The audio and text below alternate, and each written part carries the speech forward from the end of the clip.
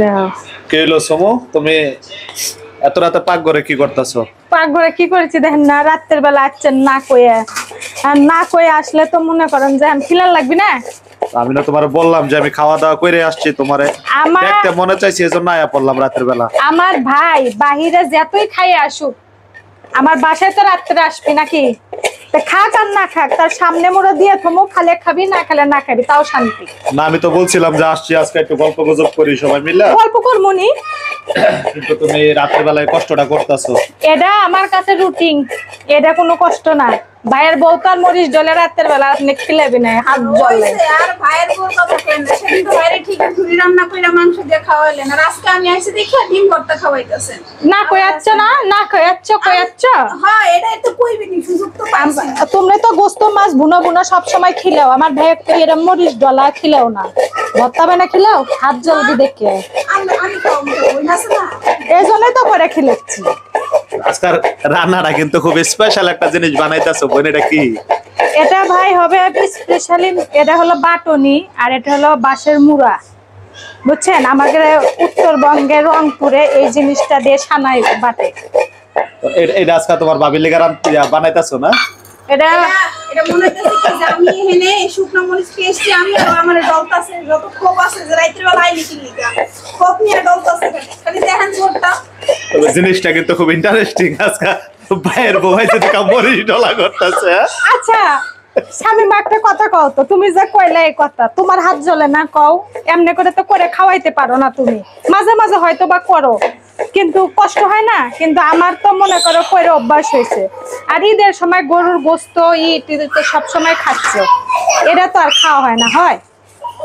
তাই এইটা হচ্ছে স্পেশালি হচ্ছে, এটা হচ্ছে পছন্দের একটা খাবার হচ্ছে আমার জামাইয়ের। আর তোমার জি খিবার জন্য গেছে। তবে বিষয়টা খুব ইন্টারেস্টিং। দেখেন এই যে আপনাদের এলাকায় এটারে কি বলে বা এইভাবে করেন কিনা জানাবেন।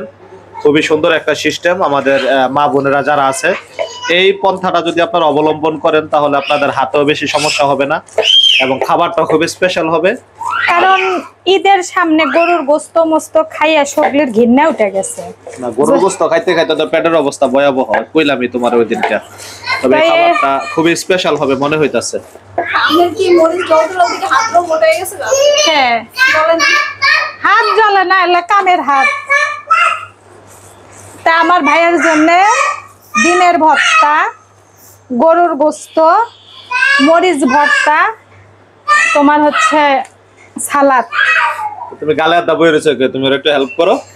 আমার হেল্প করা লাগবে না, বেড়া বেড়াচ্ছে ভর্তা করে খিলেছি, তাই আর কষ্ট আমি হচ্ছে। ভাইয়ের বউ, আমি এত আমি কি লিগা কাম এই করব? দেখেন। আমি তো বই বই খামু।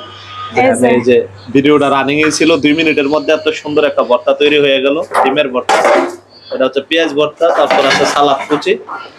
যদিও পেটে একদমই খিদা ছিল না, কারণ আমাদের একটা দাওয়াত ছিল।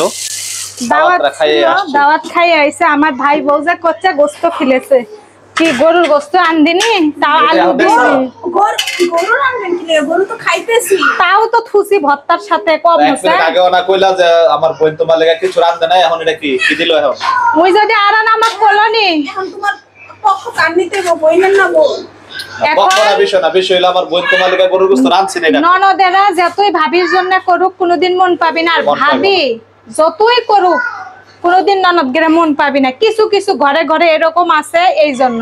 কিন্তু আমার ভাইয়ের বউ মাশাআল্লাহ আলহামদুলিল্লাহ ভালো আছে। কিন্তু এই নিয়মগুলো আসলে দুনিয়ার বুকে পরিবর্তন করা উচিত। ওই একটা নতুন মা হইছে, আমার তো 3টা পোলাপান আছে, আমার অভিজ্ঞতা আছে। ওই যেহেতু ছোট মানুষ, আসলে মরিচ ডলা ছানা এর একটু আরো শিখতে সময় লাগবে। এই জন্য ভাইয়ের বউ এখন শখ করে ভর্তা বানা দিন। আর ওই আসলে স্পেশালি আমি 2-3 ভর্তা করি, কারণ ওই একলা মানুষ পারে না, দেখে শখ করে করি। কিন্তু ওর যদি এটা খারাপ লাগে তাহলে আমার কিছু করার নেই। একটু পাওয়া লাগে, ভাই সামনে আছে না, ভাই সামনে একটু পাওয়া লাগে, নাহলে তো ওর ভিতরটা বুঝবো না। এখন আমার বোন কি জীবনে তোমার খারাপ খাবার খাওয়াই চাইলে? না খাবার না, সবচেয়ে ভালো জিনিস ভর্তাই বানায়। কারণ আমি আসলে ভর্তা বানাতে পারি না বাসায়, ও এটা বুঝে বুঝে দেখে আমি জানি একটা ছল্লিয়া কাম করা যে কত কষ্টের, আমি জানি। আর ওই হলো নতুন মা, যখন ভারী বাদজন হবি, তখন আমরা বয়স হবে, তখন ওই একটা রান্ধা রান্ধা খাবে। এখনই বাটি ভরে ভরে কত কিছু। ও আবার একটা জিনিস ভালো পড়ে,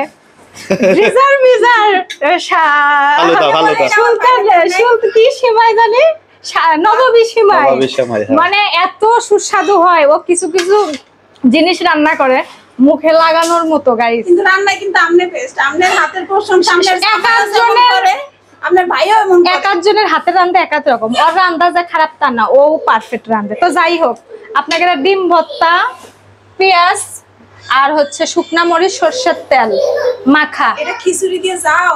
আর এই জিনিসটা গরম ভাতের সাথে ভর্তার সাথে গরুর গোস্ত তো বাদই দিলাম, এটা দিয়ে খাইয়ে উঠবি।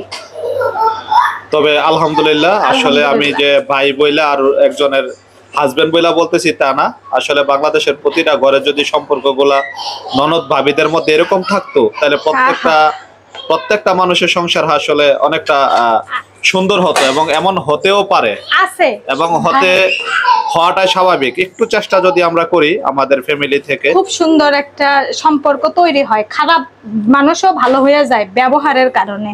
তো যেটাই হোক, সবচেয়ে বড় কথা এক কথা, ও যদি আমি যে আগে জানতাম যে ও আসবে, স্পেশালি আমি একটা জিনিস রাখছি ফ্রিজে, সেটা আমরা সবাই মিলে খাবো।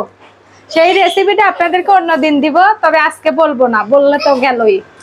তো সবাই ভালো থাকবেন, সুস্থ থাকবেন। আজ এই পর্যন্তই, অন্য কোনো ভিডিওতে দেখা হবে ভাবিকে নিয়ে। আল্লাহ হাফেজ। দোয়া করবেন আমাদের এই সুন্দর সম্পর্কটার জন্য, যেন আমার এই সুন্দর সবসময় ফ্যামিলিটার জন্য। এইরকম থাকে, হাসি খুশি ভাবে আমরা যেন থাকতে পারি। ধন্যবাদ। সবাই দোয়া করবেন।